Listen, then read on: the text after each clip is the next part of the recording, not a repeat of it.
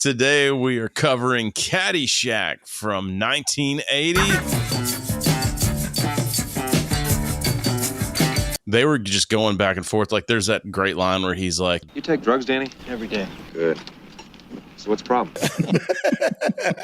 and because he's got that thick accent, you know, he's like talking about him killing all the gophers. I want you to kill every gopher on the course. Check me if I'm wrong, Sandy, but if I kill all the golfers, they're going to lock me up and throw away the key. Gophers! You're great, get not golfers. My uncle says you have a screw loose and just like not missing a beat. He's like, your uncle molests collies. He has the most amazing game of his life, and he misses the last shot. Oh, red fart!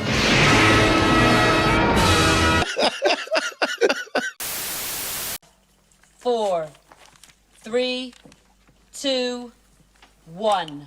Cue music. I think this place is restricted, Wang, so don't tell me you're Jewish. Okay, fine. Hey, kid, I'm Al Chervik. I'm playing with Drew Scott today. This is my guest, Mr. Wang. No offense.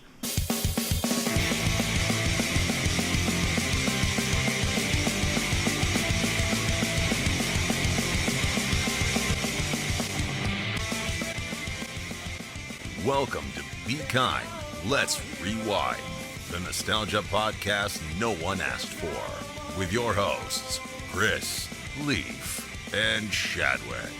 Fine when you do a colonoscopy. What's up, everybody? Welcome back to Be Kind, Let's Rewind, the nostalgia podcast no one asked for. Today we are covering Caddyshack from 1980. I'm all right, dude. Dude, 45 years old. This movie is as old as me. So stupid, bro. Yeah, I know, man. So let's just go ahead and jump into it, man. Obviously released before we were born, or we would have been like 6 months old or whatever. So we didn't go see this in theaters. what was Kenny Loggins' first movie that he did music for? I don't know, because I mean, Footloose happened, and you know, I think that was like 84. Oh, I know, but I'm just saying, like, once that happened, it was like, all right, dude, fucking chop it up, on, yeah. Top Gun. Mm-hmm. I mean, we say that John Williams is the soundtrack of our childhood, but Kenny Loggins is a different. Yeah, well, yeah, no, I mean, he's not doing a score. He's doing original. He's just scoring. Can you imagine him playing all those concerts, dude? Swimming in. Anyway, we digress. I first remember seeing this on USA and shit, and I never saw the unedited version until I was probably in my fucking 30s. And when I finally saw it in my 30s, I was like, holy shit, there's some good stuff in this. Yes. Holy shit. Yeah, that's what I was saying, man. What about you, Leaf? Same, dude. Like, I it was obviously on TV, edited heavily, which I didn't realize until the first time I saw it. Yeah, oh, you mean the Gopher movie? Right. The one where he's all dancing and shit in the beginning, dude. That's so funny. And then just like some chick's tits are out in my face, like, and in the movie. And I'm like, yo, like, what is this comedy, man? There's like so many like raunchy jokes and like, dude, yeah, it was really funny, man. We'll definitely get to it, man. What about you, Shadwick? Yeah, this wasn't, high on my rotation list. I thought I had seen the unedited version, but I watched it last night, and it's the first time I remember seeing boobies. Yeah, and I like boobies. Yeah. I like your take on boobies, and I like boobies. Once we saw those, it led us over to... Get out of the street, you fucking bum! She showed me her boobies, and I liked them. I liked them, too. Boobs of the week. Look, none of us, I don't think any of us golf, but if I did golf, I'd be drinking Coors Light on the golf course because fuck it. So anyway, that's what I have today because it's cold, delicious, and it's left over from the 4th of July because you can drink those all day and not die. So Leaf, what do you got, man? It's true. What you can drink all day and die and not die is Jim Beam. So yeah, you will drink all day and die on that. Good luck, everybody else, dude. I get royally shit faced when I have to find out I got to pay fucking money. Shadwick, what about you, man? Leaf, have you ever tried the Kona Big Wave? I have not. Is that I've seen them. I've never tried them. Is that an IPA or is it just like a lager? That's that Hawaiian joint. Hawaiian? The Big Kahuna Burger? This is a tasty burger. It's Liquid Aloha. It's Kona Big Wave. Oh, says here it's premium beer. Well, obviously it needs to be if it's from the place you get the Big Kahuna Burger. It so, is. Guys, before we get started, be sure if you already haven't, like, subscribe, hit us with the 5-star on the audio. Also, shout out to our Rewinder of the month.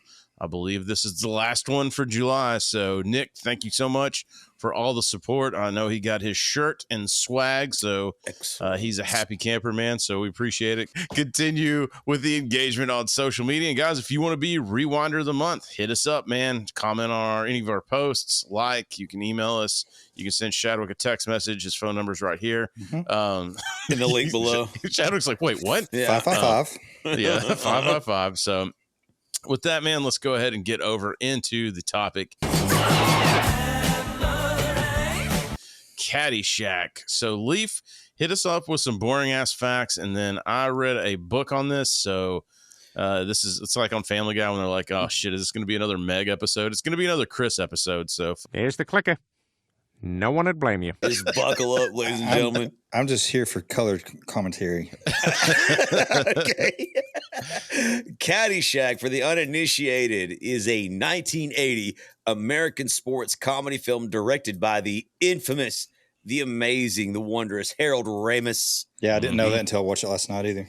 Really? Yeah, this is definitely one of his. This was his first. This is his directorial debut, which I'll get into as right. you blast through these boring ass facts. Written by Brian Doyle-Murray, Ramis, and Harold Ramis, of course, and Douglas Kenney, starring Chevy Chase, Rodney Dangerfield, Ted Knight, Michael O'Keefe, and of course Bill Murray. Dude, just so the book that I read on this, and by read, anytime I say I read a book, I listen to them because books are outdated technology, guys. Just listen to them. Reading's hard.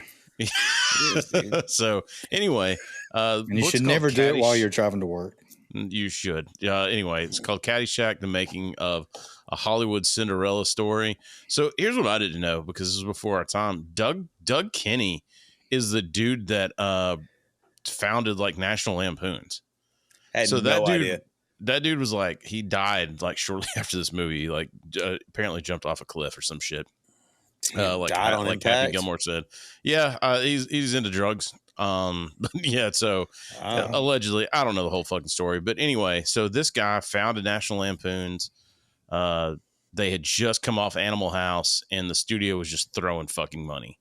They were like, hey, like, we need another Animal House. Like, that's what everybody wants. And they're like, Harold Ramis, you were assistant director on Animal House. You can direct this. This will be your directorial debut. And what preceded was the first cut being 4.5 hours. So a coke-fueled bender that would never seemingly end. They said 8 weeks in Florida, and it was like partying every fucking night. They had a hurricane in the middle of filming, and all they did was buy booze and masking tape to tape the window, I guess, so the glass shards didn't like fly in if they broke. Like, just had one bishop out there trying to play through it. Dude, he was just trying, man. He was playing his best fucking life, you know. So there's nothing worse than a hurricane interrupting your coke-filled orgy, dude.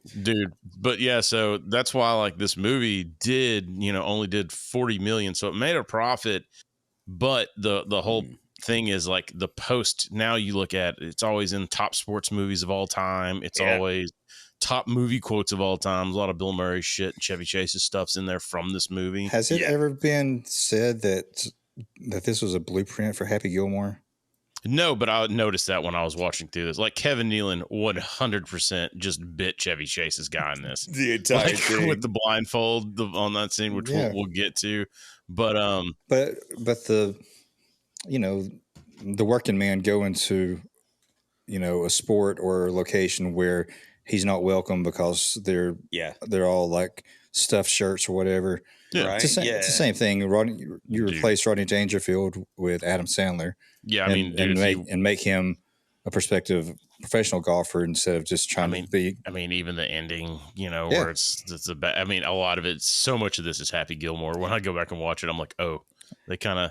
I mean, they didn't rip anything off, dude. These stories. There's only so many stories in the world, right? So I mean, like it's not like they were just verbatim ripping it off, but it definitely took from this. This was one of the. I like how Wikipedia actually has like a decent commentary here about it. It was one of the first of the series of similar slob versus snob like kind of comedies.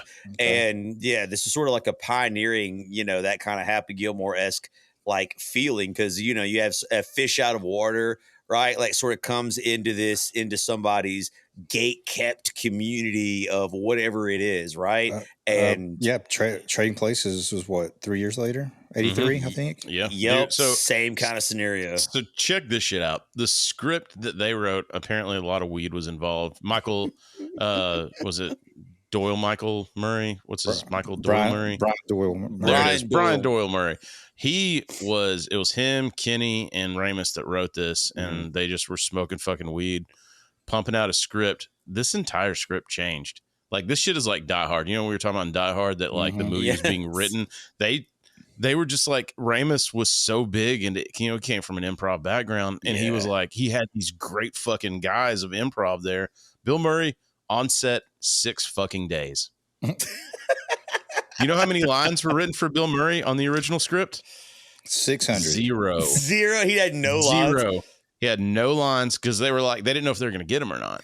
So, I think his other brother was like an assistant, or one of his other brothers was an assistant producer on it too. So we know Brian Doyle-Murray is his oldest brother, I guess. Yes. And for those who don't know, he plays Clark Griswold's boss in Christmas Vacation. He has that distinct voice. He's done a lot of voiceover work too. But his other brother that was also in Scrooged with him. That's the guy that was the assistant producer in this. Was one of his brothers? Does he play Styles in Teen Wolf? He may. It's on the docket for it, so we will find it out. But I just thought that was wild that they were like, okay, because Bill and Chevy were like at the tippy top of their games at this point, and they got Chevy because Chevy Chase and Douglas Kenney were very tight. They were very good friends, and so they were actually able to get a fucking knockout cast. First appearance in the movies on the big screen for Rodney Dangerfield, and he was terrified. First off, there's a funny story that says when he auditioned, he came in. They said, this is allegedly. So he sat down, he cranked out 4 lines, snorted the 4 lines, and then goes, "All right, what are we doing?" They're like, "You got the job, I guess." That happened. But he thought he was tanking. He was so paranoid and so self-conscious because he was like, "Dude, I'm dying out there." And they're like, "What do you mean you're killing?" And he was like, "No one's laughing." And they're like, "Dude, they can't laugh or they can't use the fucking take, Rodney." Yes. And he didn't understand that because he's just been doing stand up, He goes, "No respect," you know what I mean? So exactly, dude. Leaf, I got a ton of things that will fucking, again, guys, this is gonna be a mega episode, so feel free to turn the channel. But yeah, Leaf, go ahead and kick us off with this movie. How it starts out. We get sort of this iconic scene. In fact, as you mentioned before, when we first got started on the podcast, like there's that moment where everybody's like, "Oh yeah, the Gopher film," right? Like, because a lot of y'all never saw the uncensored like version of this film past the intro, where you see sort of like this pristine golf course, this club, and suddenly like there's like the whole thing is getting dug up. Right. And pops out like this animatronic or puppet gopher. You guys can like clear that up for me. So this is what happened with this movie, which is actually pretty fucking funny. The gopher was a minor part of this movie. When they got into the cutting, the premise of this movie, if you really break it down, is supposed to be about the caddies. It's called Caddyshack, right? Yes. So this followed all the caddies. This was supposed to be like Animal House, right? So it's the same premise. There's multiple people you're following throughout this, and it just came off as a bunch of fucking vignettes. There was no common theme weaving throughout it. So they had to go back in post because the gopher was just kind of a throwaway. And they were like, we can tie it together with the Gopher. And so they called up John Dykstra, who was fresh off his special effects Oscar for Star Wars. And they were like, can you make us a fucking Gopher? They did. And he came on and they filmed a lot of the Gopher scenes. You know, a lot of the stuff Bill had already interacted with, you know, you never really see him and the Gopher face to face. So they're able to kind of go back, splice that in. Make the Gopher the running theme, and then that actually ended up tying the entire fucking movie together because they were, again, 4.5 hour movie, and they were like, as they cut shit away, they were like, this doesn't make any fucking sense. We just wasted. I forgot who it is. I think it's Orion. Like, yes. They're like, we're in trouble. Thank God Orion's still around. Wait a minute. Oops, doesn't matter, dude. Yeah, don't ever. But yeah, man. So that is how that is a Star Wars special effects guy getting the fucking Gopher. Made the Gopher, and he starts at the beginning of the film. He starts dancing. He's dancing around, and he's having a good time. And Kenny Loggins is just blasting, dude. And it's just such a banger. If y'all want to talk about this song, like I know we already mentioned Kenny. I'm before. all right. Don't say it. It's been stuck in my head. I don't want to. Dude, I know that is fucking shit stuck in my head. Actually, speaking of the Gopher, that leads me over to shit stuck in my head this week. God damn it.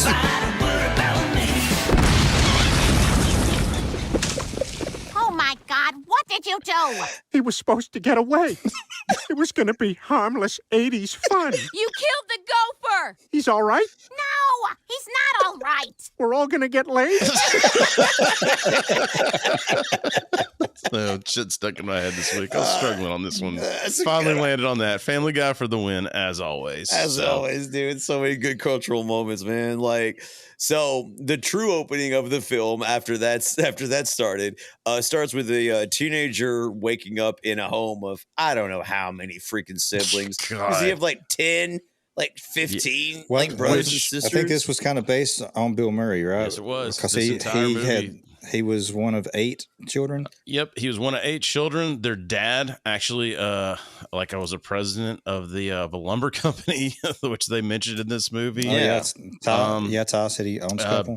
Bill Murray was a caddy. Was actually a groundskeeper at one point. I think all the Murray brothers worked at the fucking golf place in Chicago. So when they were looking for a golf course, they wanted it to be set in Chicago, kind of. So they tried to avoid palm trees, which is weird. I wouldn't have noticed that if I didn't read that. But there are no palm trees in this because most golf courses they were looking at, they filmed in Florida, but they didn't want any palm trees. Oh. So LA was out as well. So. Right, because there's a lot of that foliage there. But Danny Noonan, played by Michael O'Keefe, is waking up in this chaotic, crowded home full of multiple siblings. I can't even keep count. They're everywhere. It looks like the beginning of freaking Home Alone, dude. There's mutants everywhere. You're what the French call les incompetents. And he basically, we find out he works. He's saving up money for for college, right? Because his dad works at a lumber yard. He's basically, his family's clearly broke. They have, more freaking children. Because they got, too many damn kids. Dude, it's absolute 70s. Like, who grew up in a family that big? Yeah, also, I guess the 70s didn't give a flying fuck about young women underage running around in towels and shit. Like, my dad was one of 8 kids in his family. Yeah, my grandfather was one of 19, I think, or 18. My dad was also like one of 9. So like, it's true though, but like, I guess, at that scene, you're right, Chris, like there's like a 70s sort of esque thing where if you grew up like that, like you're probably used to seeing your brothers and sisters when there's that many, there's no privacy, man. It's just like one mess. Fucking bathroom. You're all like, you can see him. He's eating his cereal on the counter because there's just nowhere to eat. There's nowhere to sit. Dad's fucking breaking his balls. Why you break my balls, Pa? He's breaking his balls. They do a good job of like setting up his kind of like his background. Like you can tell his dad's all about like him trying to save money. He's like, you made X amount of money. You need to put it in the jar, and then he like calls him out for not putting all of it in there. I saw that. That's about $10 and change. I had a couple of burgers and some Cokes for lunch. How many Cokes? 4 or 5. It's like you drink said, what are you, a diabetic? He's like, Pa, I'm sorry. Because they're just an Italian family in my brain. Oh, that guy's coming later on, but absolutely, dude. Like, true, yeah. Yeah. But yeah, dude. So then he escapes out the window and he's going to jump on his bike and you get some awesome green screen action here. I don't know if you guys noticed that. I did not. When he's biking, there's a really bad green screen of shit behind him while he's on his bike. I don't know. Why do they do that? Like, they didn't have one scene of him like riding his bike around. You guys had someone riding it at one point. I mean, it looked like it was just an in tight shot, and it just looked green screeny. So bad, yeah, it looks like the lady that turns into the witch in the Wizard of Oz. Oh my God, that's what it was. That's what it looked like, man. So he's on his way to the country club he works at, where he is a caddy. The Bushwood Country Club, where he is caddying to try to save money for college. It's not going well, and he basically he starts his early morning caddy job, caddying for one Ty Webb, played by Chevy Chase.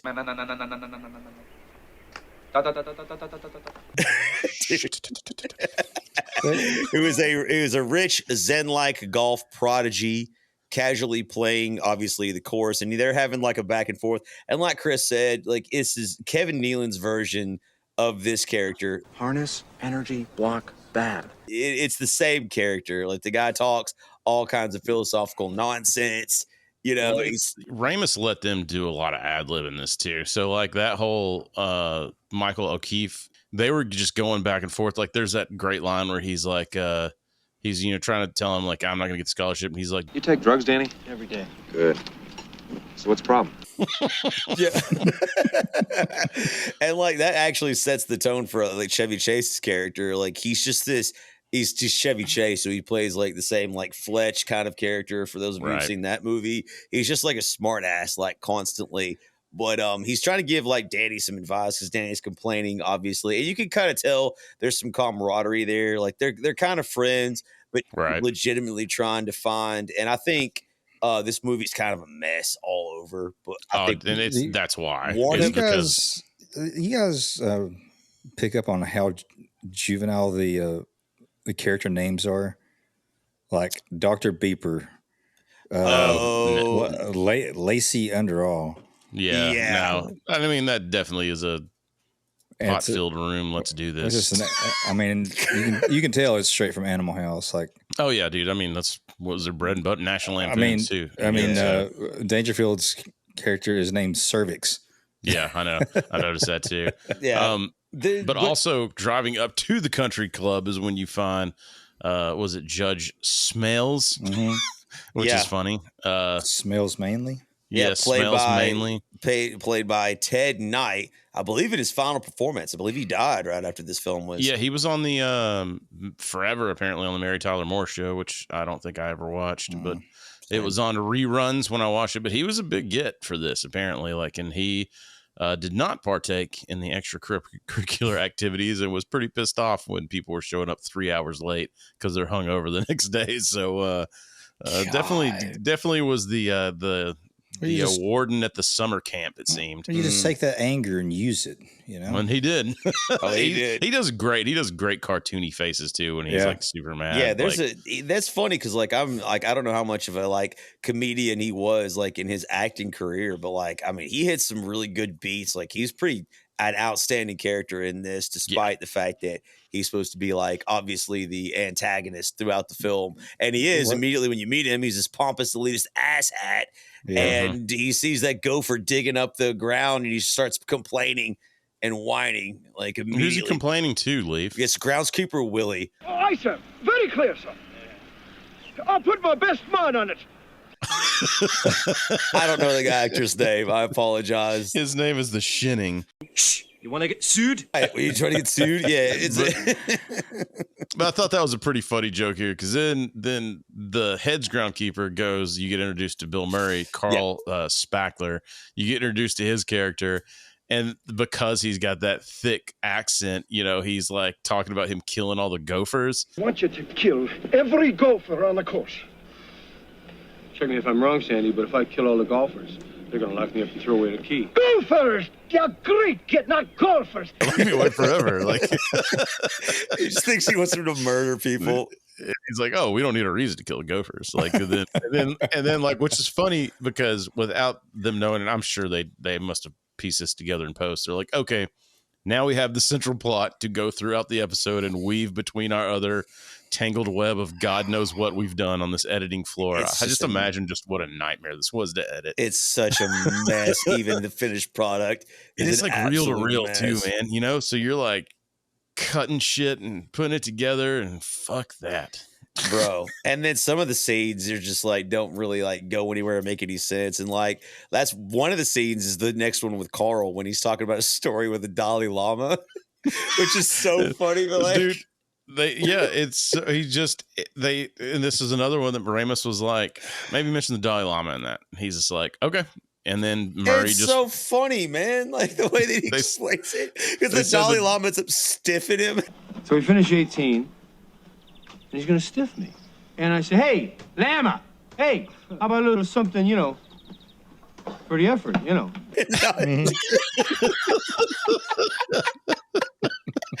It's so funny, dude. How could you come up with something like that off the top of your head? It's just in a feature film, and you know. And it just gets better too. Like the more that I dug into this, like I said, of that book, they really talked about how, again, Murray was fucking hot and he was just everywhere. They had to fly him down. They were like, you get 6 days.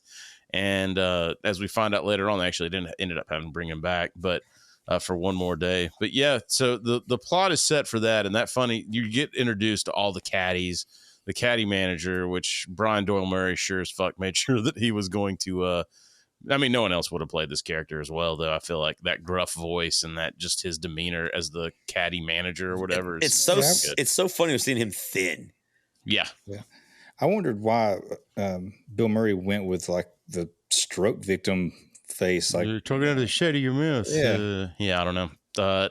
It's something that I saw him fuck with a little bit on SNL, and I don't remember in what context, but it's kind of like any of the guys we do deep dives on. You see it as it evolves. Yeah. And they even said throughout shooting, he was evolving this character. The more he did it, the more he was like, getting better and better. He never did this type of character again, did he? Because I don't remember him ever doing this kind of thing again. He more or less just played straight up for the rest of his career, from what I remember. Not really any characters. Just a smart ass. Yeah, bread and butter. Well, what about Bob?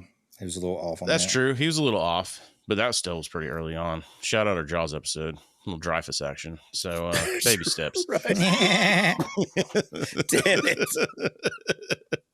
So all the caddies, they you find out, I guess this is how it works on a golf course. Hell, they worked on it. We sure didn't.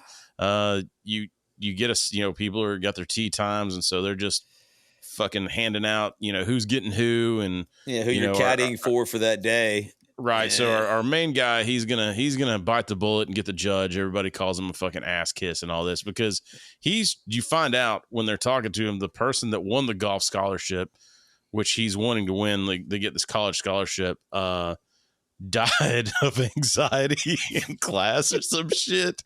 And one of the guys is like, I heard he swallowed his vomit during a test. Something's fucking stupid. But so this is the main character. So earlier on, you remember like he can't go to college, so you realize this is his chance. It's like it's up for grabs, and this the guy is Charlie's golden ticket in the fucking candy wrapper. And unfortunately, the guy who's like the premier like opinion and who gets the scholarship is the biggest dick in the movie. Of course. So he's got to go brown nose and kiss ass trying to Dude, yeah, I know. And this is this is when they're in the locker room and shit, right? Like is like one of the next scenes is when they're getting their golf gear and all this shit. And this is where you get introduced to the club members, the majority of them, when they're in there. You've got obviously Judge Smales. I keep want to call him Smalls. I have to increase the font on my freaking. And of course, like he's obviously a judge. He's an absolute dickhead. He has a nephew who's pretty much retarded. I can't remember like what his name is. Spalding, I think was his name. Yeah, and that's another like just goofy name. Like they were like Spalding makes golf balls, like the golf balls, right? Yeah, like, so he's just Spalding and. He was on there's one documentary they did in 2009 on this when Harold Ramis was still alive. That's pretty good. I watched that, but it's funny to see all these dudes growing up.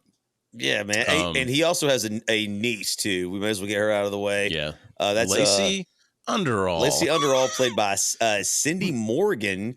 The judge's just slutty niece with no bra to be found the entire movie and just hanging. Thank God for her. Rockin' church. Dude, what's funny is she went on to do Tron after this, and that was it. Apparently that was fucking all she wrote on major roles for her. Ball game for her. Yeah, she ran into some shit I'd rather not get into, but they were kind of pressing her to be nude in this. She didn't want to, and then they had a Playboy photographer on scene the day that she's supposed to be nude, and she's like, I didn't sign up for that. Like, right. And they tried to bully her into it, and finally she stuck to her guns, and then they did what they do. So anyway, yeah, and I mean, she just serves the entire. She is a useless character in this film. It really is weird. You really wait for her to be like the main love interest or the something, and it just never. Yeah, because she sleeps with Ty, and then she sleeps with Danny. Yep. Right, and you expect there to be some kind of conflict between them in the third act or something, but there's practically like no conflict. It's because they're Eskimo brothers, and they understand now that they've drank from the same water, sampled the same well water. Yeah, it's fine. But you do have a funny locker room scene here, where you get the white whore moment from. That's my boy. Like he's telling a dirty joke about priest something and like a black guy or whatever walks in. Yeah, it's racist, and then like the black dude that's supposed to be like cleaning up his shoes like hears him and he's like, "Atta boy, well, you son of a bitch, I'll fix you, you minute."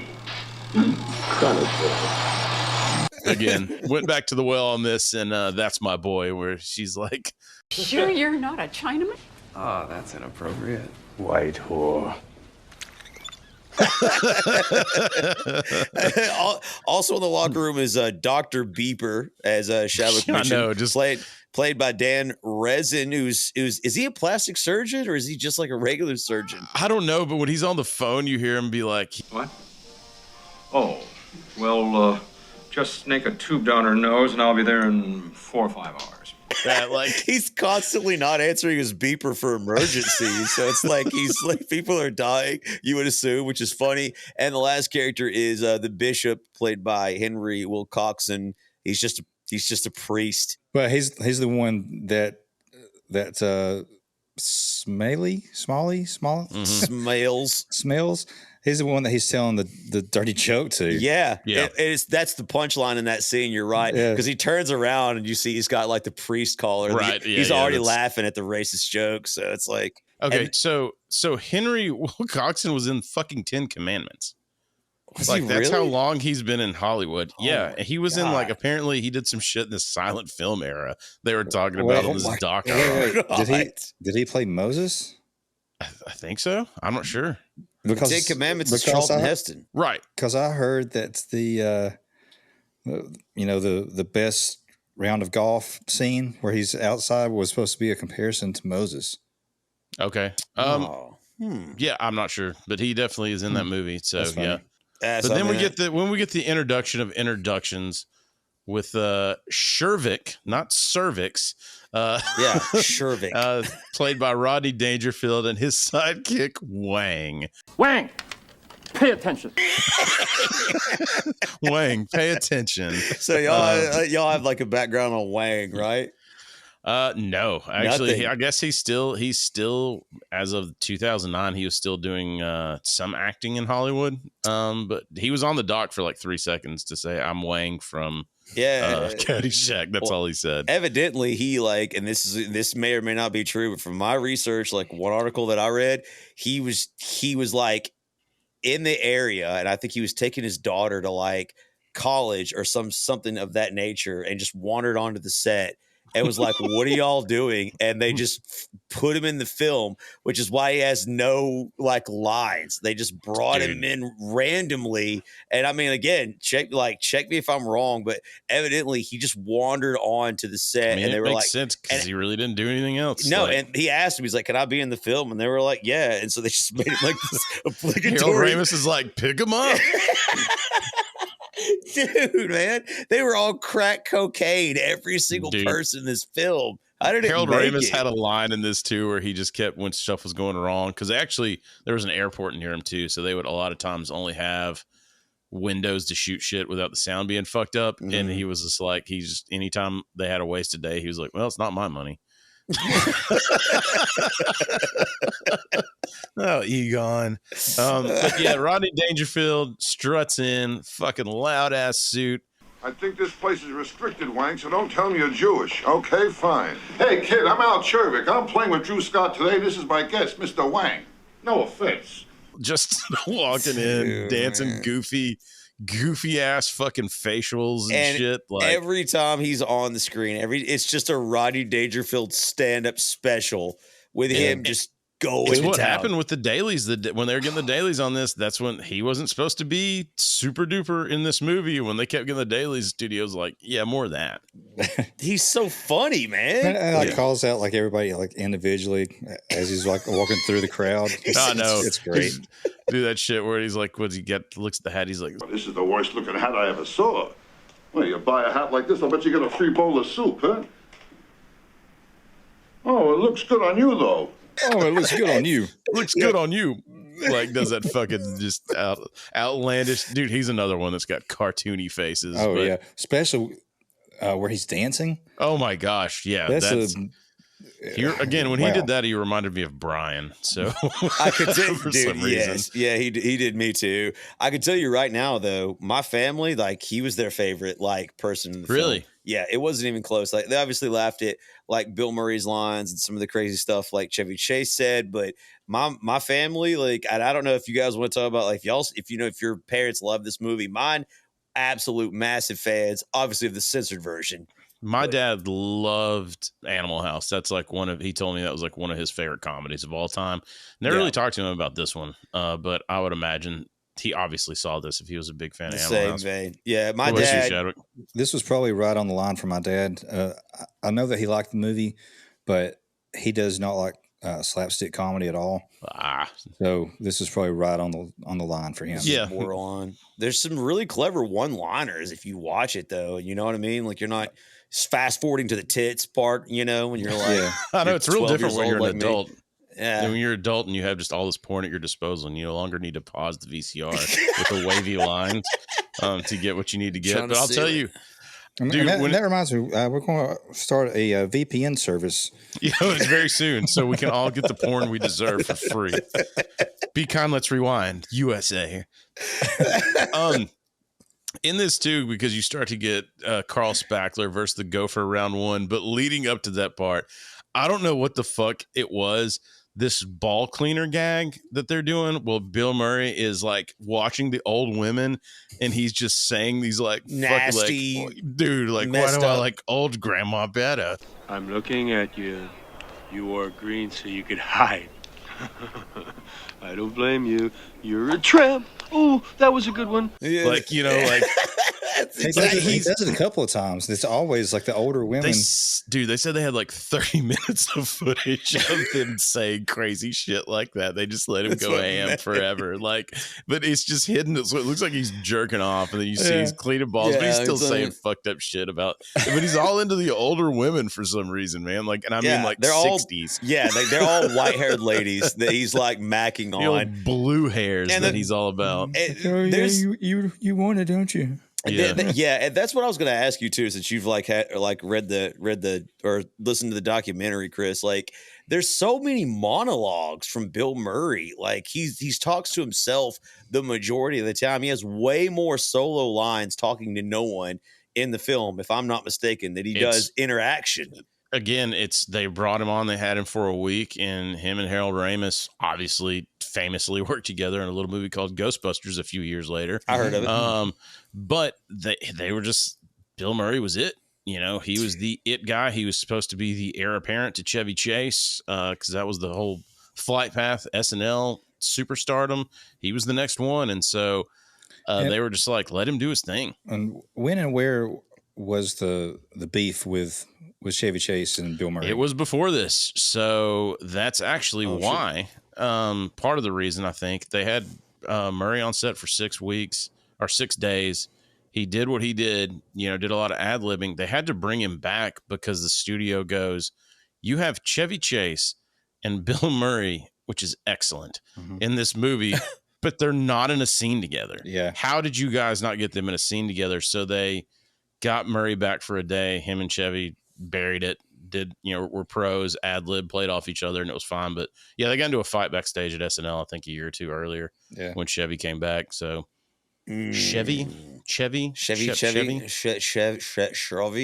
Yeah, we'll talk about that scene too, because you could tell it was like absolutely ad-libbed. But I mean, it was just funny how many times, like, especially the Gopher scenes, like, you know, Bill Murray's just talking to himself like about what he's going to do, and it's just unhinged. What I was talking about here too. So the first thing he's going to try to do is drown him after his groundskeeper Willie tells him, "Hey, you know, stop." Yeah, so he's strutting about. He's strutting across the course with that giant dong between his legs. Yes, and fire hose, which made my wife laugh out loud. So they had originally they're not that big. they originally just had a puppet. You know, little hand puppet for the Gopher. And again, like I said, it was just going to kind of be a little, I guess this is kind of like a Bugs Bunny type thing. Yeah. You know, Looney Tunes shit. Looney Tunes. But so they had somebody pop it up. Took a left to Albuquerque. Yeah. So they have it pop up, pop down. You can see the scene. He's not with the full animatronic with the, you know, he gets bit, but that was just shot around, but he floods it, which I think is funny as shit. Cause then you see all the Gopher holes, like where it just like starts piping up and he's just like, shit. Right. So round one, the Gopher is safe. Unlike Peter Griffin's encounter with the Gopher is safe in this one. It's wacky comedy in Caddyshack. It is not with Peter Griffin. Dude, it is. It's just I think that's what Ramis said too. He was like, that Gopher kind of made everything else seem less important. Like now it's just kind of a goofy comedy and we can do whatever. It really does feel more. And like, I remember thinking that, like, you know, I remember wanting to rent this movie before, like when I was younger. My mom was like, there's not a chance.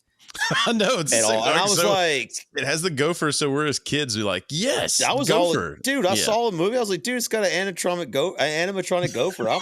It's got to be for me, right? Did they even play into the Gopher more in the sequel? Because I feel like I remember it like making noises.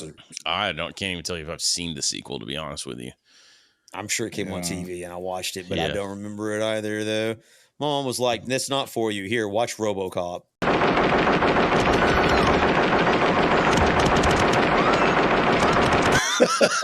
I don't want you to see any nipples, but I want you to see. Mom. Yeah, I want you to. I'd rather you see a dude melting like ice cream and you're getting hit by a car and exploding.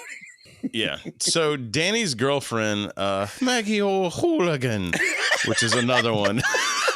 She's such a stereotype. It's not even a good accent either. It's so bad. And then you hear her just drifted and out of it. She's just hitting the big notes, like, you know. She Irish Catholic? I guess. I think she just tries to reset herself periodically by going, Begorra.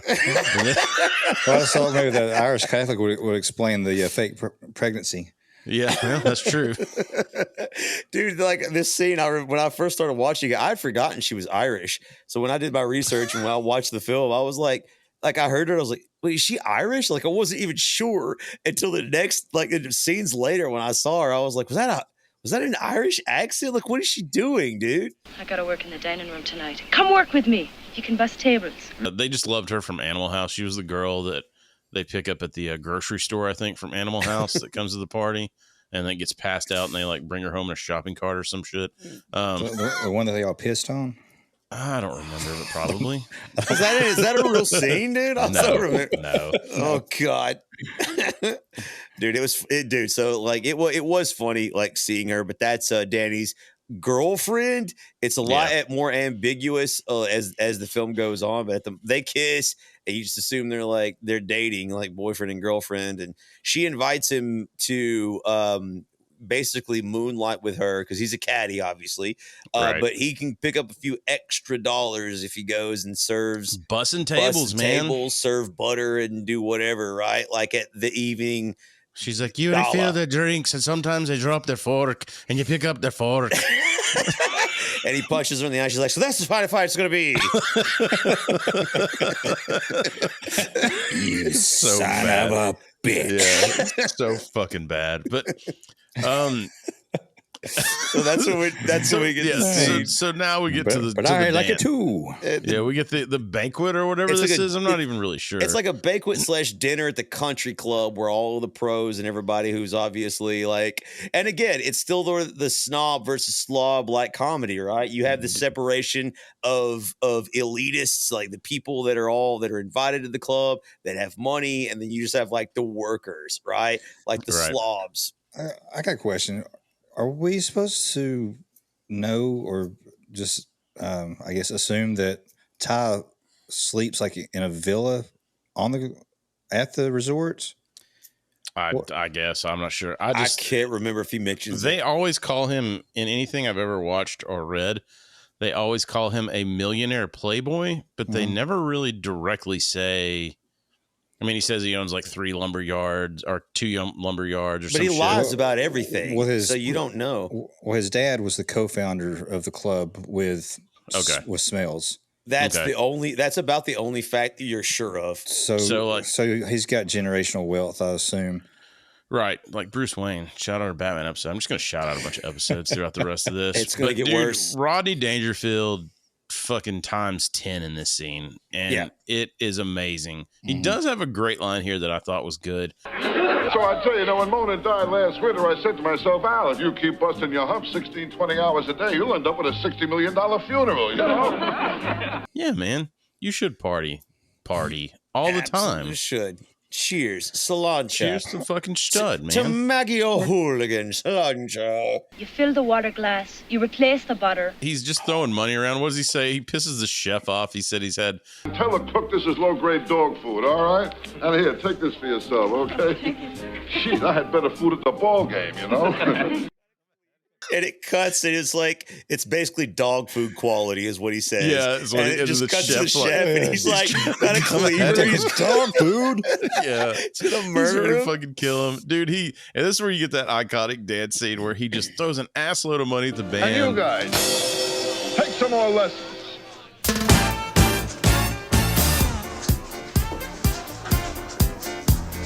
It's like, and he starts doing that. Yeah, dude, that fucking dance right there. Yeah, man.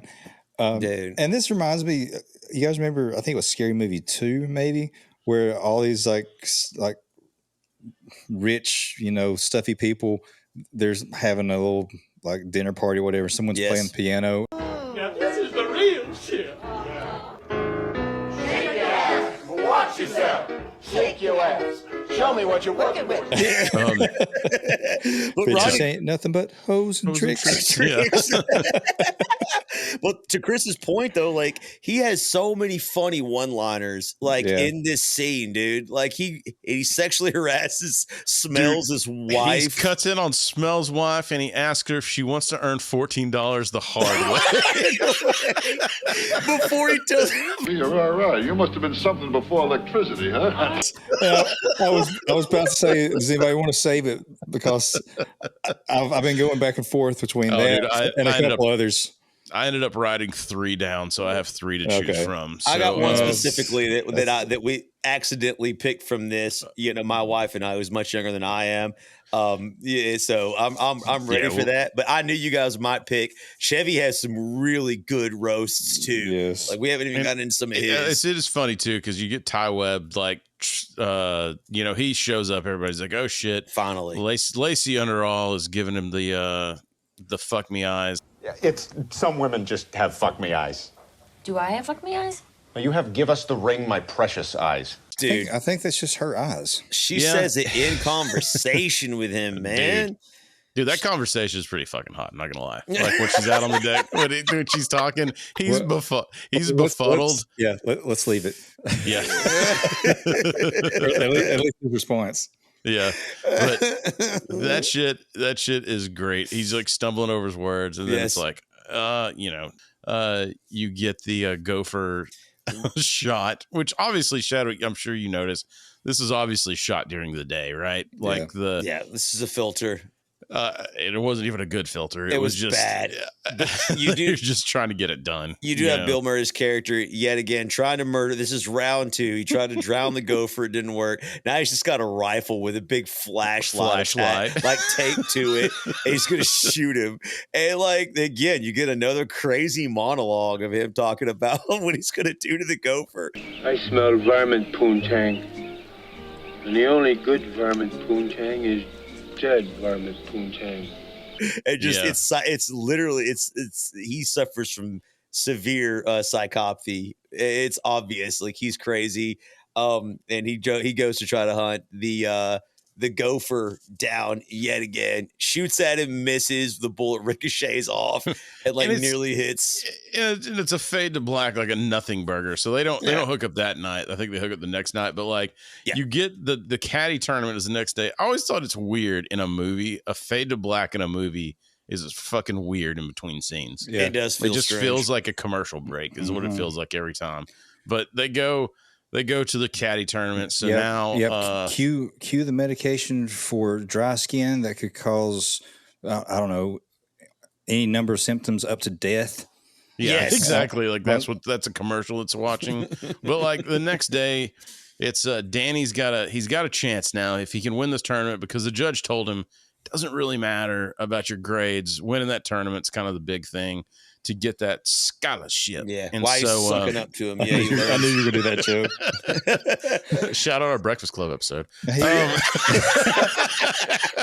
We've been around for a minute, guys. The judge is like somewhat being nice to Danny because he's out playing in Rodney Dangerfield's character, Cervix. He's like giving him a hard time.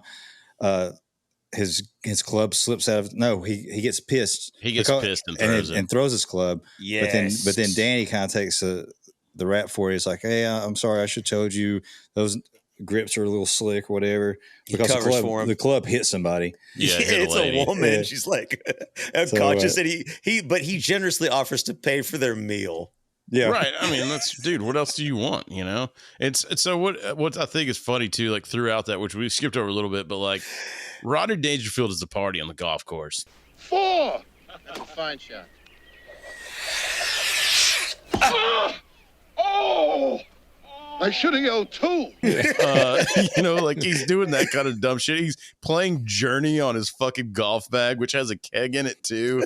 Yes. But so it has all these pneumatic things, like shoots the clubs up out. Exactly. The judge had enough. He tells him he's going to miss the putt. He misses the fucking putt, and that's when he throws. And then, Danny bails the judge out. And so, like, the judge kind of has a soft spot. He's in his good graces, finally. Go win that fucking tournament. And so he does. He goes off and he beats Vinny from Doogie Howser in the tournament.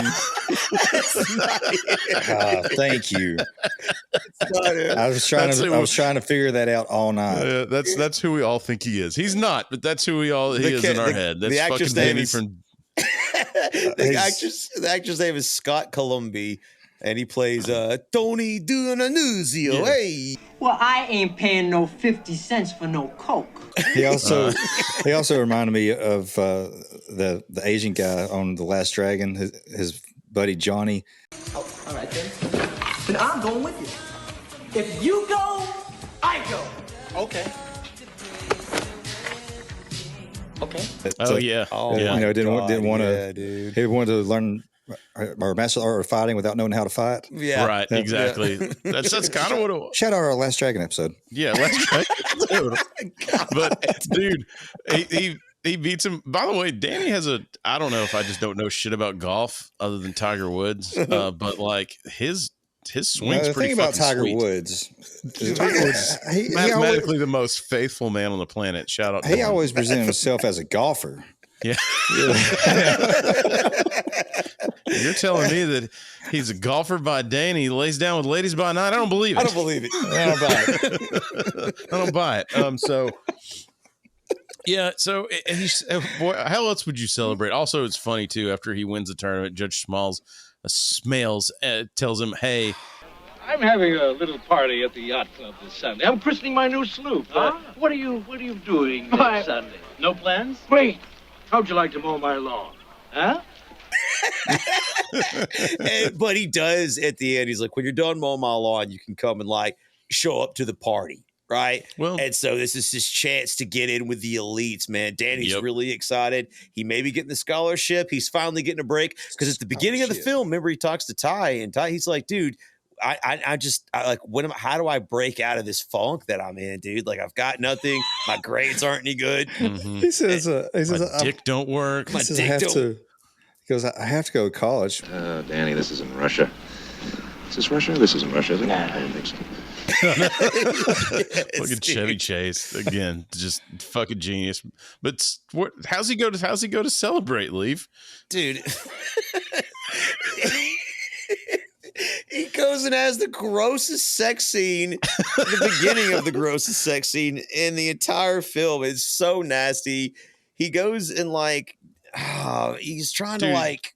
She's barefoot outside too. I don't know if you guys noticed it too. I know Shattuck probably did. Oh, I did. Her feet are just dirty as fuck in the bed. Like, oh yeah.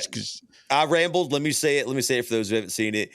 He goes to bang his girlfriend Maggie O'Hooligan, and they go inside. It doesn't show anything. The sex scene isn't. She's anything. Like, oh, maybe we can have some Irish bangers. The condom you won't be needing that, me laddie. And so, like, he goes in, like, and she's taking off her clothes.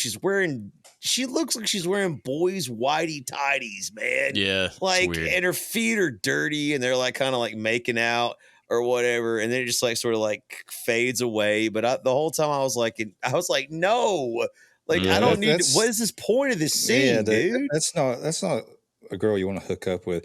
Well, a girl that works out. That's a girl you want to marry. Yeah, that's not someone you have sex with. No, that's someone you want to be married to. Save that later on. You know, sow your oats. Oh, he does. He does. Just enjoy your fruits. But this also, so that scene seems out of nowhere until later on in the movie, where you kind of be like, okay, that's why it was left in there, because they did say on the cutting floor that she was cut out more than anybody because she sucks so bad.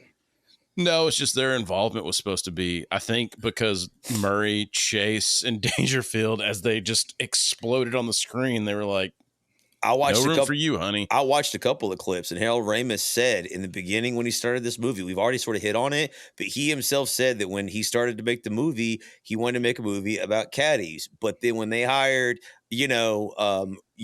Dangerfield and Ramis and what's Smales, Chevy Chase, Ted Knight, like all Ted these Knight. Actors had to be used. They had to justify paying all the money for them, and so the caddy story kind of got like shelved.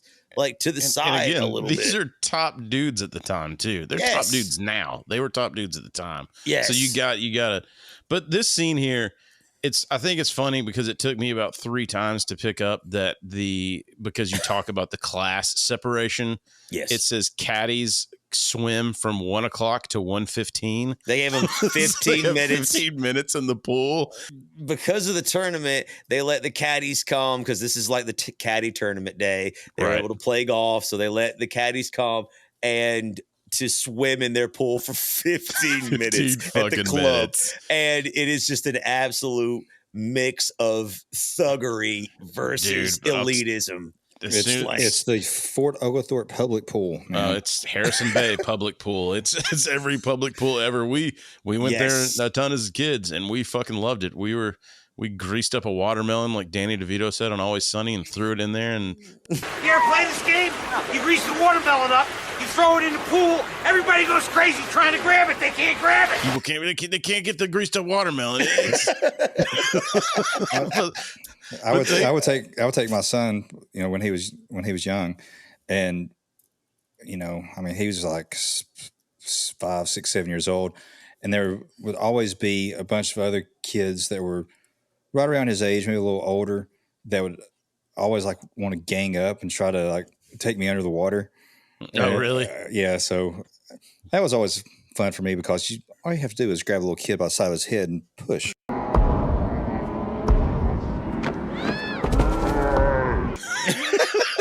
Just hold him under until the bubbles stop. But this scene is just fucking nonsense. The only redeeming, this does not need to be in the movie. But the only redeeming part of this is the fucking Kenny Loggins song, man, that comes on, like, and then you have Lacey do her strut.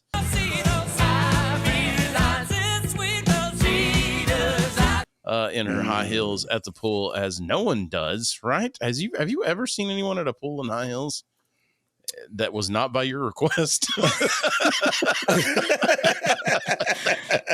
can't say that I have. She kicks the high heels off, goes up and does a sweet dive or whatever. But that song is a fucking banger. Kenny Loggins, man, sponsor our podcast, dude. Please, Kenny, please. We don't even care if you did the Winnie the Pooh song. Yeah, that's so cool.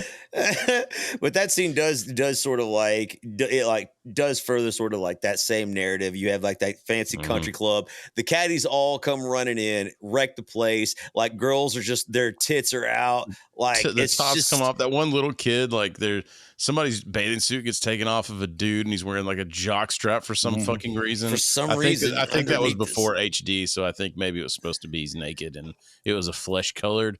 But then there's that little girl that's on the diving board, and she says like, jumps in the water, like flips them off. Where it's just pure carnage, like in that thing. And it's to the lifeguard. Like, what is he? Yeah. He said something to her. Like, he said something to someone else that she just says, "Shave your ass." Yeah, shave. For some reason, little kid. It's just bedlam, man. And she's the one that throws the candy bar in there, and then you have the kind of the funny poo scene. Everybody keeps calling it duty.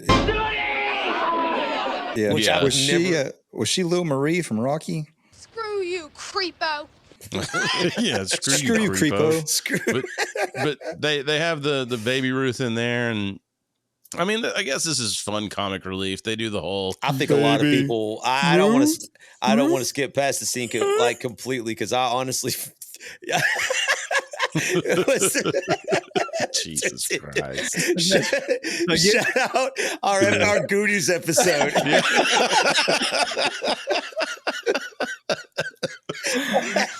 We have our own board, guys. If you're just now on board with the BCon, let's rewind. We go deep, baby. Dude, put your butt to sleep. I don't want to skip over the scene because I know for a fact a lot of people will probably remember this. This is probably a lot of people's favorite scenes. Yeah, it's slowbrow, but it is funny, right? Because a candy bar gets thrown in the pool amongst all the carnage, and all the elites are just flipping out, man. Smales' wife shows up, and she evacuates the pool. They drain the pool. And even before that, they have the little water ballet scene too that's in this that apparently like a bunch of people like, and I don't know why. I wish I could forget it. I think that it was maybe just something that happened a lot at the time, so it was probably funny to see it parodied in 1980, and now it's just completely lost on us. But you're right, they drain the pool, and Bill Murray does Bill Murray, and here it is.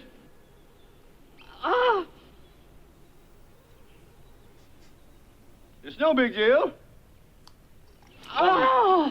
Yeah, it smells his wife and some of the elite little like blue hairs fate. Like, yeah, dude. Which Chris, I know you don't really know too much about like keeping water clean or anything, but I don't think you have to drain that pool.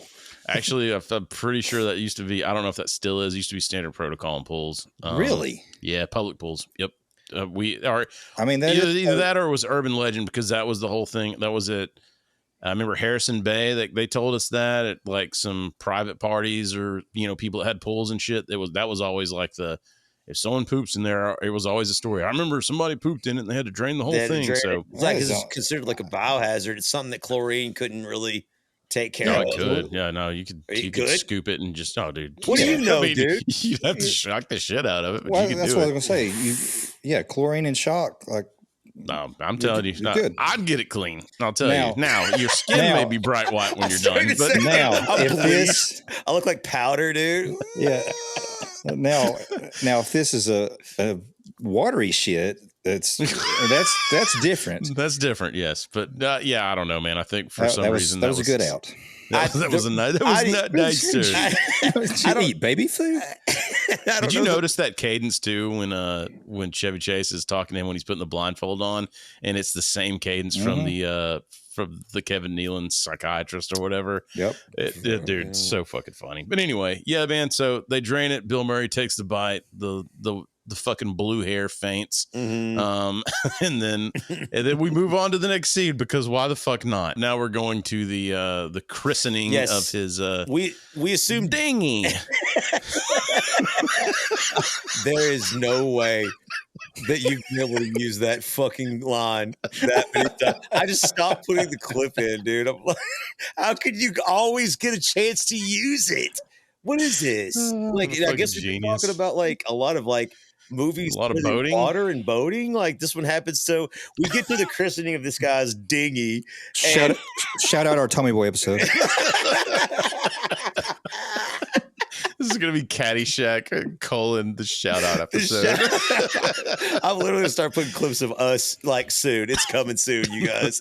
Like Judge, we assume Danny has already finished mowing Judge Smales' lawn. Then he went home, showered, cleaned up before he came back looking like Captain Steubing. He does, dude. He's got this like it's funny because here we are again. It's like everyone's laughing at him. You have like the elites, you have like the trust fund babies, you know, like Shaq was saying, the generational wealth. They're all the rich kids are doing drugs, and this poor guy Danny, you know, with no money from like a Daniel LaRusso showing up at the. He was, man, again, same shit. He has no money, and he shows up, and he's dressed in what he assumes he should wear to come to like some sort of christening of a boat, and he looks like like Chris said, like fucking Captain Ahab or whatever. Dude, and we did just briefly skip over after the pool nonsense, but the Chevy Chase does bang or Ty bangs Lacey because. Well, we forgot. That's another one. I mean, it's, you know. There's no scene. She literally shows up at his apartment and he fucks her. Like, that's what happens. Like, there's no, there is one little part in there, though. Where they're sitting there, he's showing her how to, like, shoot tequila, I guess. But apparently he has cocaine in his salt shaker.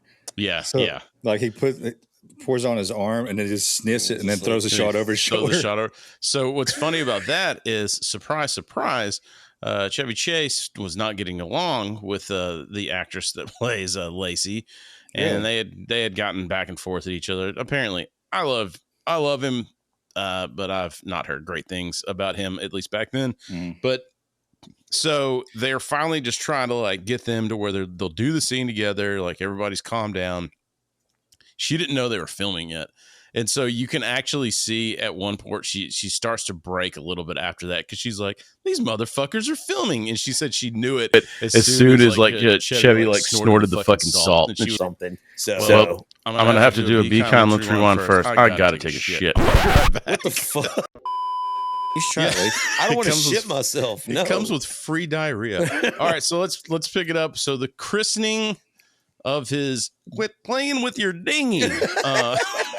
We get you know, like we said, Judge Smales is christening his new dinghy, and which he does have an impressive little dinghy. He did have an impressive little dinghy, and you do get to see, like we already said, you know, Danny shows up dressed to the nines, basically dressed like the judge. And Lacey's there, and I'll be goddamned if Chevy didn't fucking fill that gas tank up far enough because she's ready for more. She's on E. Oh, dude! You want to tie me up with some of your ties?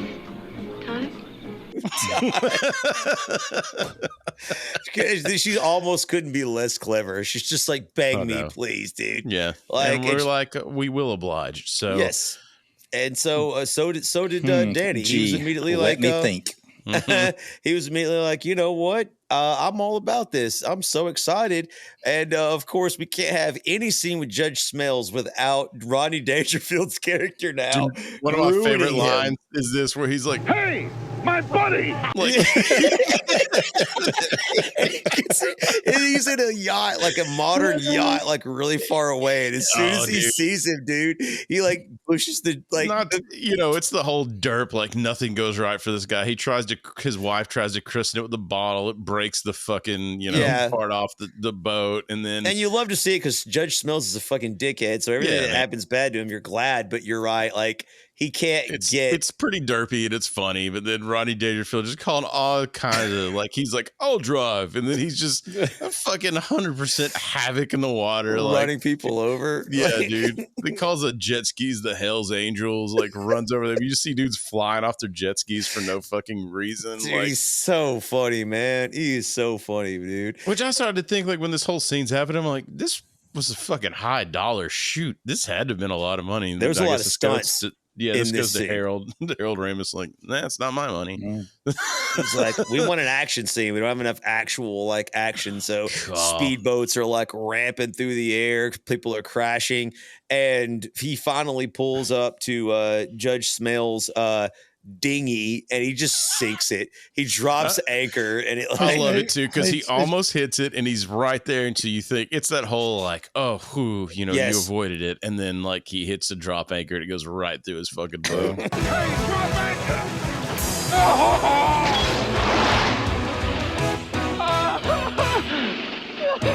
Hey, you scratched my ankle. More Dangerfield, dude. More Dangerfield. We need to go look up some of his old shit, dude. He's got some bang. I said, my family is big fans. Lacey's taking Danny back to the judge's quarters, and for the first real sex scene of the film. So now he's ready to go ahead and bang, I guess. So this is where you see her topless, I think, for the first time. Multiple times, but yeah.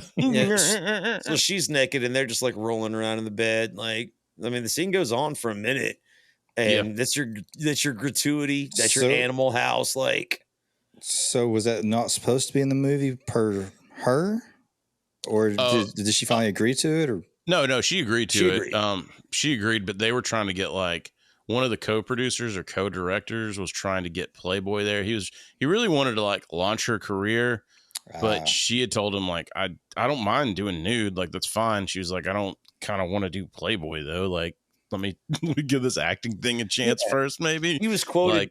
She was quoted as saying like, if I'm topless or naked in a scene, the scene just sort of goes by. But like, if you have my photos like in a magazine, like just stare at a ogle, like that was different to her. And like, that's different for people with with their parents too. So it's like it's different when you're nude, like on a big screen, and then all of a sudden all your dad's friends have magazines with you naked in it. It's a little different. Yeah, so. She's like, and there'll never be a day where there's like high definition on TV, and every time you pause it, you get those like static lines. So nobody's gonna be able to like really take advantage. And Chadwick's like, and I have these 17 photos I printed off of that very scene.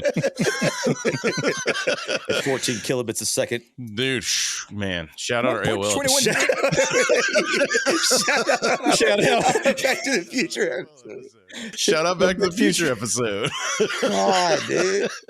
So anyway, the judge catches them in coitus, and you kind of get a derpy moment here where he's swinging for the fences for some fucking reason. He's none too pleased. He tries to murder him with a golf club. And then the best scene here is when he runs into the bathroom where Judge Smales' old wife is in there, and can you I forgot about my this stretch part. marks? Yeah. She thinks obviously it's her husband. She asks him to lube for her stretch marks, and in a scene I don't remember, she leans out and sees that it's like Danny, like he's hiding in there. Instead of screaming, she's just like staring at his crotch. She's like, "How about it?" He's like, Really? Yeah. I don't mind it. hey. It's like Marty McFly's mom looking in the mirror at him. Yeah, what the fuck? Shout out again. Back to the Future episode. Shout out. So Danny's screwed, man. So that you guys have to remember. If I know it's hard to remember, but he was getting the scholarship, or he was close to getting it. Let's run over this day for Danny, because I think this is all in the same day, if I'm not mistaken. Fairly sure he wins the tournament. Yes. He bangs Houlihan. And then Shanahan. And then he goes to this rich place, the yacht club. Then bangs. We had to mow some grass. Yeah, mowed some grass. Then he goes to the yacht club. Then he bangs another girl. I mean, this may be an all-timer day for in a movie. Like this is quantity over quality, but yes. It does. It goes. It's like every other Tuesday in summer when we were teenagers, right? Yeah. For what did you live in L.A.? L.A. No. But bro, no. Yeah, man, does it involve Sega Genesis or SNES? Then no. For me, no. Blockbuster Video. Yeah. So you do get this another weird cut because he escapes. He does get away, but you assume he's finished because like we all know that Judge Smales, the scholarship's going to be gone. It's and all over that with. Shit, and then he does have he just cuts to this like the perfect game where like the bishop is out there and this scene is trying to get in 9 holes again. Another one that's like, how many times can either of us say this scene doesn't really belong or like do anything? Yet here we are yet again. After that scene, it leads to nothing. You see Bill Murray's character pretending he's a golf pro, announcing his own stardom while he hits and whacks. It looks like I'm a wreck. It's in the hole. It's in the hole. Hey, I'm close. This actually, what I did found out of this, completely ad-libbed. So Harold Ramis said in his head, he said when he used to run, he said when I would run, I would, act like I'm the announcer and being like, Ramis is in first in the Boston Marathon and he's going to take this thing. You know who's a master at this? Chris Lowry, dude. He'd be like, fires out to the 3-point line. He'd be announcing like his own shots, dude, when we were in the yard. All the time, man. But so actually, Ramis got a couple of dudes over that were near on set, and he goes, watch this. Because he asked Murray, he was like, "Did you ever do that?" And he goes, "Say no more. I got you." And he ad-libbed this entire fucking scene off his head. And it's funny, of course. Cinderella story. It's like, the bishop, I guess he thought that Bill Murray was a caddy, so he's like throws him his bag. So or he didn't care. There again, slob versus snob. He didn't care. Yeah. He's just like you're not a golfer. But you get that Cinderella story right before this, right? Like where he's hitting the flowers and all that shit. Yes, and there's a storm brewing outside, and he's says, "Fuck it, like let's go, like let's get 9 holes in," and he's playing the fucking round of his life, like the ball's pulling the Happy Gilmore again. Shout out our Happy Gilmore episode. It rolls back in the hole, but it does all this. He's hitting every shot stuff, in, dude. And it ends with him. He's like just hold the putter up or whatever. It's the last shot. Like he has the most amazing game of his life, and he misses the last shot. And there's like a hurricane, basically. To set a course record is what it would have done. Yeah.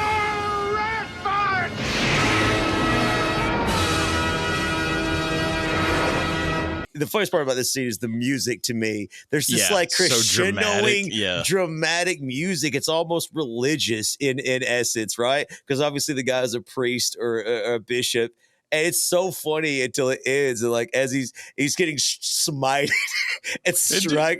It shows him later on too in the movie. I don't know if it's in the notes because it's just so fucking like it doesn't matter. Yeah, but he's doing shot after shot after shot, and he's just like, my name's Fred. And I'm just a man, same as you are. You're not a man, you're a bishop, for God's sakes. There is no God. I'll mark that one off my list.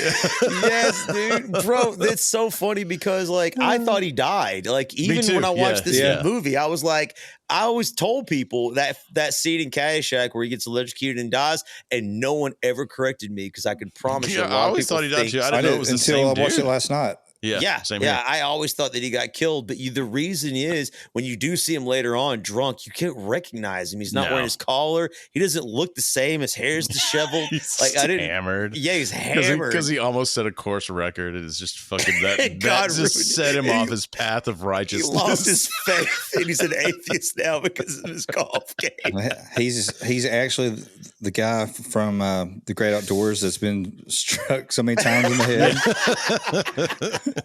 Oh man, I want to be the dude that eats the old 96er, man.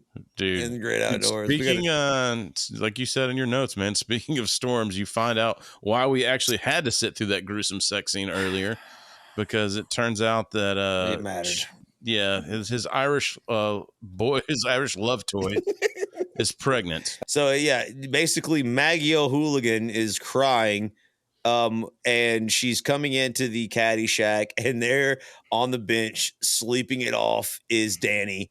Life destroyed, ruined, because he's banged old Darla or whatever her name was. And you know what her name is. She's the hottest piece of ass in 3 states or whatever.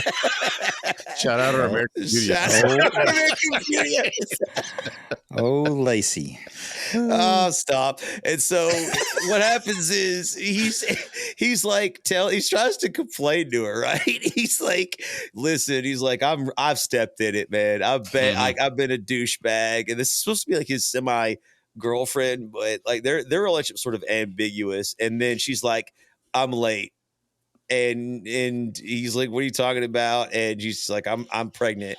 And does she know that he slept with Lacey? No, she doesn't know, but she knows he's a scumbag because he was ogling her at the at the pool. At the pool in and front at of her. And at the that dinner. That makes you a scumbag? Yes, yeah. and then proceeding we'll to talk bang. about it off air. Yeah, well, it's time for the intervention. So like, that's why you get mirrored sunglasses, boys. So she believes she's pregnant, and I mean, basically, just certainly raining shit on Danny Noonan this entire movie. And right then, one of the club owners comes up and is like, "Judge Smales wants to see you."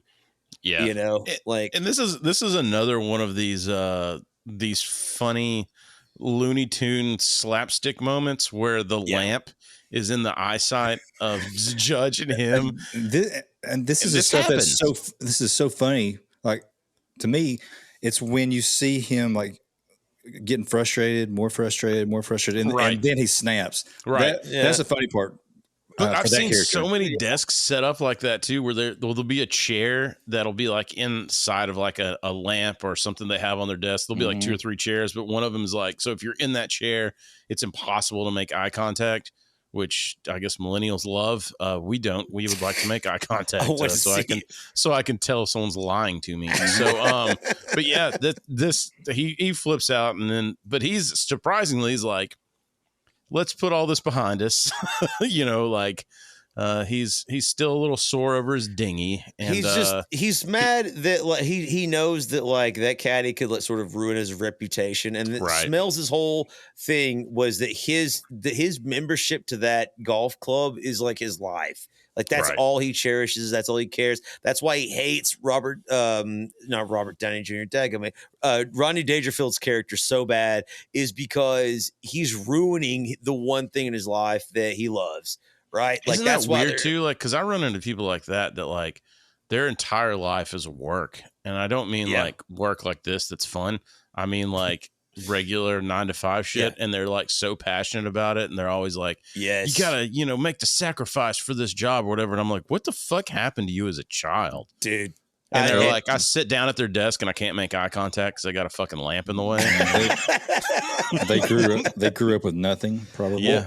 That's amazing you said that, because it's as much as a clusterfuck as this movie really is. The ending theme actually does revolve around Danny and who he's going to sort of end up like following and as a mentor. Like that's actually the underlying theme. So it's funny you should mention that, because you have Ty on the one hand, who's sort of like, let life carry you. It's going to work out. Don't stress and don't worry all the time about things. And you have like the conniving Judge Smales, who does everything he possibly can to like undermine and hurt other people as long as he wins out in the end. He cheats at golf the whole time that Danny's caddying for him. He's just a piece of shit. Winner rules or whatever. And exactly. Don't like that.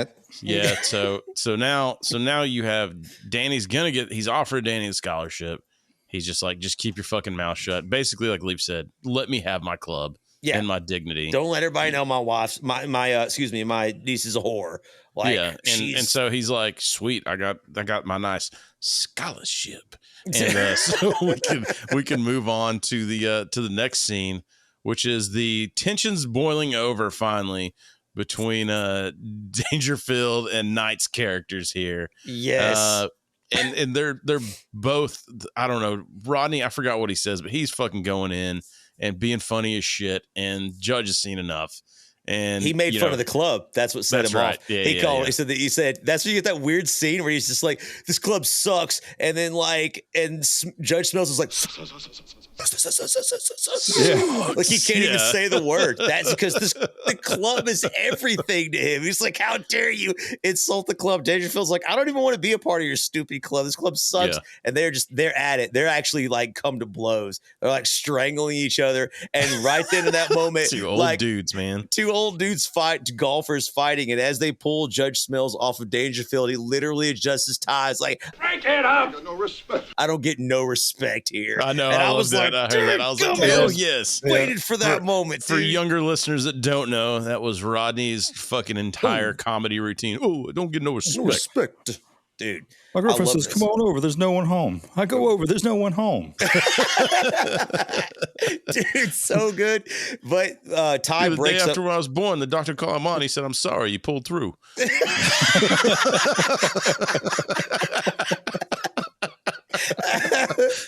Dude, but Ty, Chevy Chase's character, Ty Webb, breaks him up and is like, let's go have some drinks and hash this out, guys. Like, we can work this out.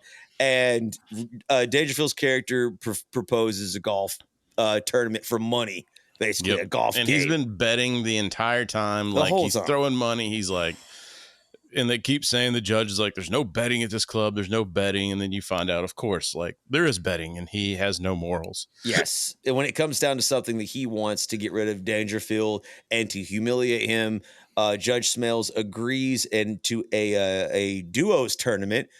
Judge Smales and Dr. Beep versus Ty and Dangerfield. And that sets the stage for the final confrontation.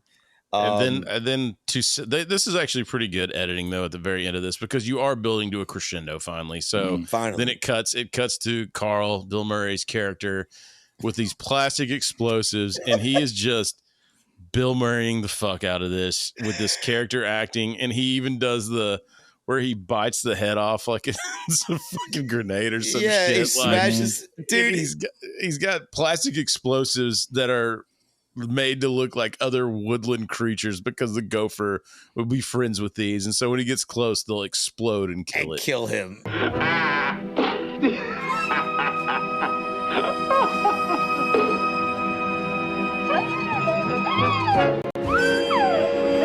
The gopher's watching in the window because he can clearly understand what he's saying, and he knows like he's going to be blown to bits. You do have the Looney Tunes-esque territory. This entire story is Looney Tunes-esque. Yes, it's the whole. And but thankfully, speaking of Looney Tunes, we do get the scene between Chevy Chase and Bill Murray, because Chevy Chase obviously is now deciding that he's joined this game for money. You know, he sort of always played for fun and had a good time. It's in his head. Which I like how he talked himself into that too, because like the judge is trying to like get him to not partake in this game because he wants to preserve the club the way it is, whatever. Right. And he starts trying to talk to Ty about, your father, was a co-founder with me, whatever. And he's like, my dad never liked you. So, yeah, and he sides against him because that guy is just an absolute piece of shit and everybody knows it. And so, yeah, Ty agrees. And that night he's getting some practice in. This is the scene they had to write in and had to bring Bill Murray back to film because they had to get Bill Murray and Chevy Chase in a scene together. They were like, the studio's like, look, we'll let you get fucking high shit every day, but you got to do this for us. And the whole scene is basically Ty like trying to get away from right. Yeah. Yeah, again, they ad-libbed so much of this from what I read. There was a premise. They kind of shot lines off each other, filmed it a few times, and I love the fucking smoking the weed thing, like where he... And I think Bill Murray made this up, right? He made up cannonballing, or... It's a little harsh. But here, cannonball it. Yeah, I guess. I don't know. Like, or brought it into the zeitgeist, I guess. Yeah. I'd never heard of it, obviously. I never heard this, of it. or since, really. But, like, I thought it's funny as shit. He's, like, taking a toke and then, like, drinking and taking a toke. Like, it's just this, like Shadwick said, Ty's trying to leave the entire time. They built Bill Murray's, like, he's living in a shack with, like, a car seated as his couch, like a wooden spool as a table. Like, he's got like an open bottle of like E&J. I'm pretty sure it's brandy. Like I actually have it written down somewhere, but like, yeah, I think it's brandy that he's drinking, and it just looks, so funny, nasty, man. But like, yeah, so that whole this is your two biggest stars at the time, two biggest comedy stars at least at the time together, and so I have to side with the studio here, which I rarely do. Like, I needed to see them together, man. Like, it's funny to see them work off of each other, and I don't care about their stinking beef. I just want to laugh, man. I need to bury that shit. They did a great job. Great chemistry. Funny. It was funny as shit. And then we're set up for the next day because you do get the sense that, Ty's nervous because, like Leaf said, he's always played for fun. And now that he's not playing for fun, he was shanking balls. He was, playing like shit at night because he's in his own head. Yeah, which is kind of nervous, which he never is. He was playing barefoot. One time he was pissing like in one scene we didn't the sand trap. Yeah.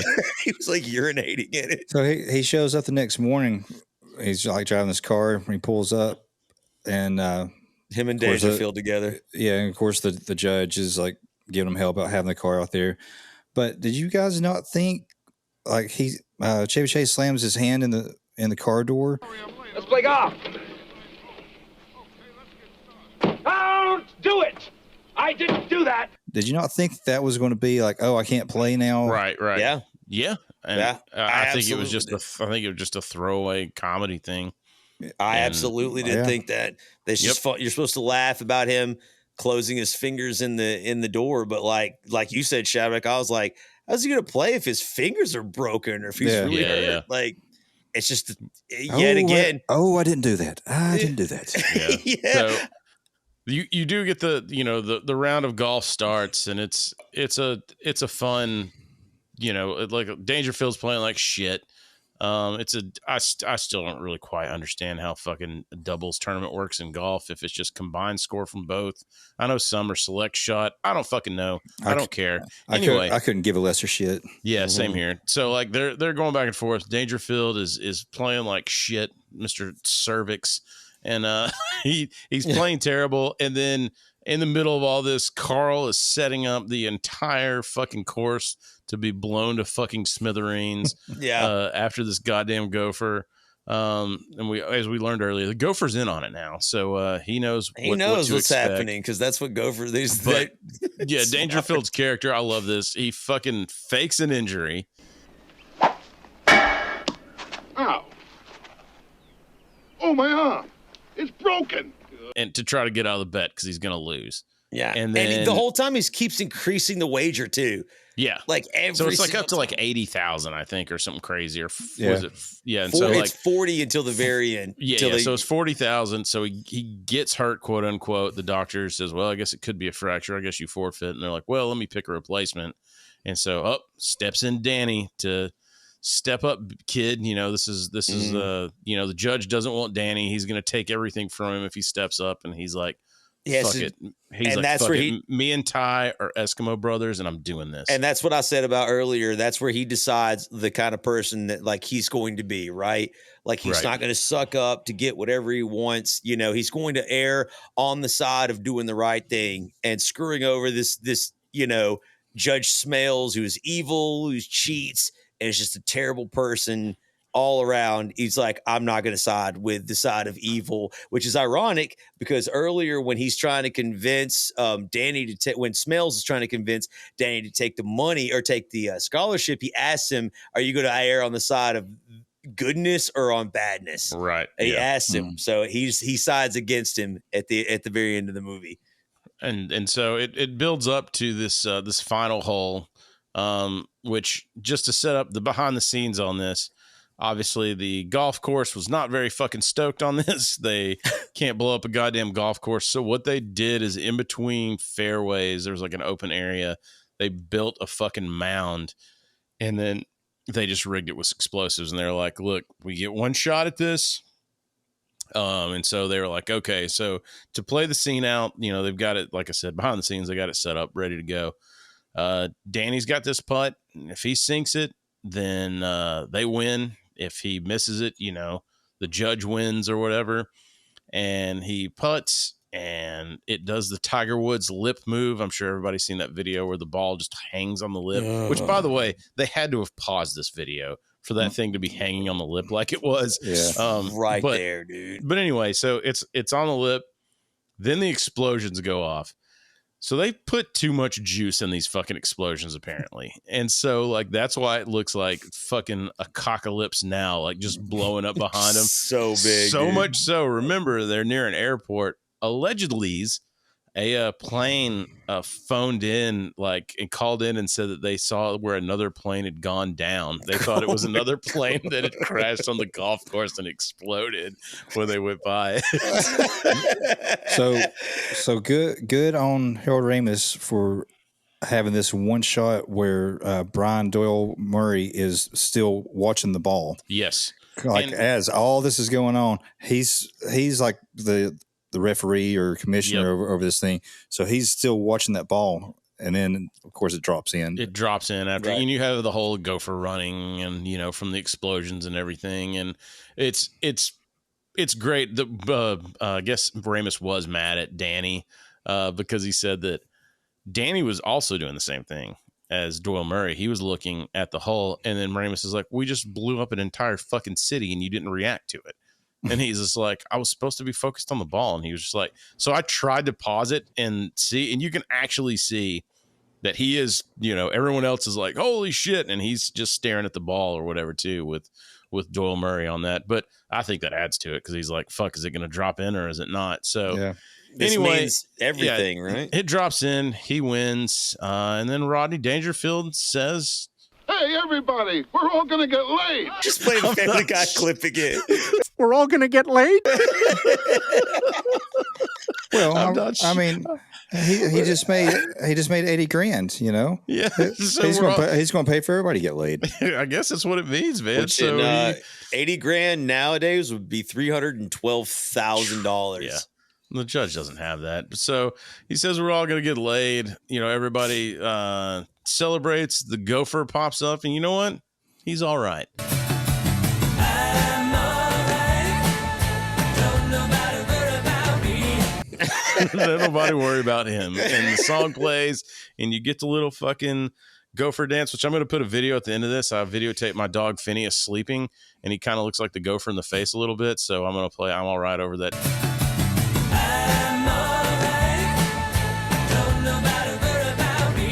I'm gonna get just fucking pegged with like Kenny Loggins being like, my music, you can't use it. So he's coming for our asses. It's fine. We love you, Kenny. You're entering the danger zone. Yeah. So, all right, guys, from Caddyshack, what is your favorite line? I'll start. Well, let's do round robin. You guys okay. got. All right, I'll start off. Hey, you want to make $14 the hard way? All right, Chadwick. I'll go with. Call me a baboon, thinks I'm his wife. Leaf. Dude, I've got to go with pretty much my only one, which I use constantly. And I told Chadwick when we took a little break and you went to shit.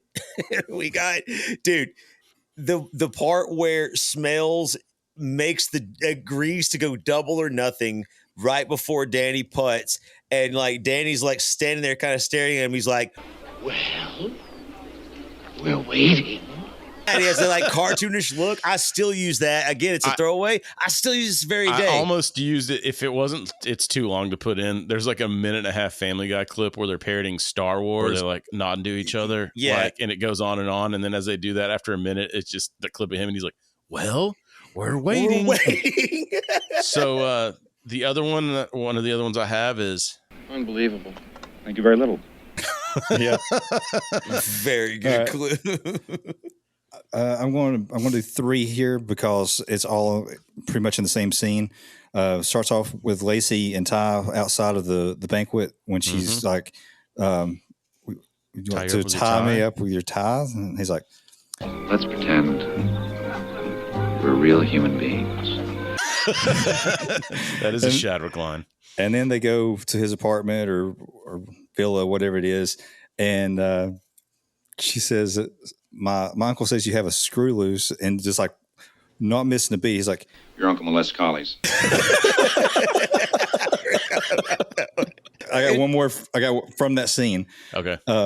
She's talking about, I think, some paintings or some kind of decor, and he says he got it in Vietnam, and she's like, "Yeah." Were you in the war? And he goes, "No." Homo.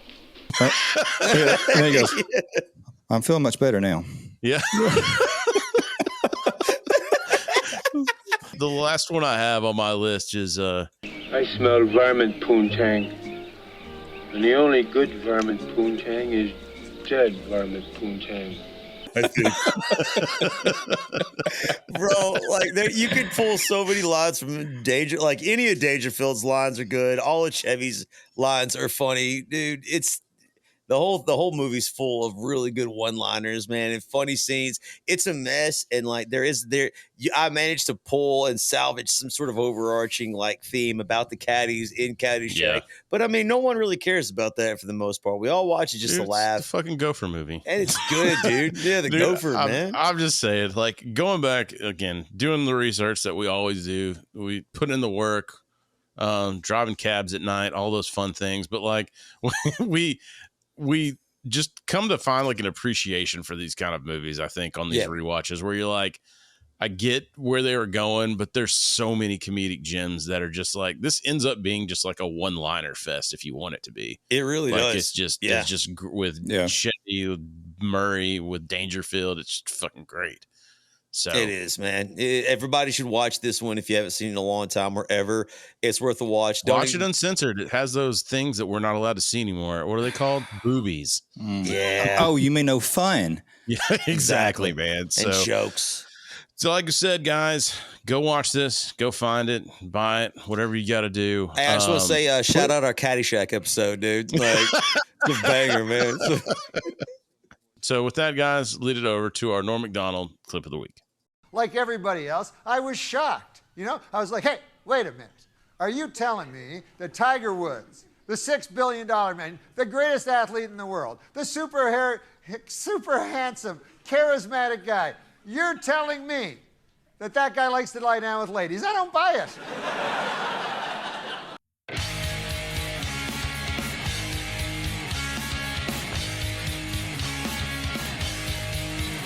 She said,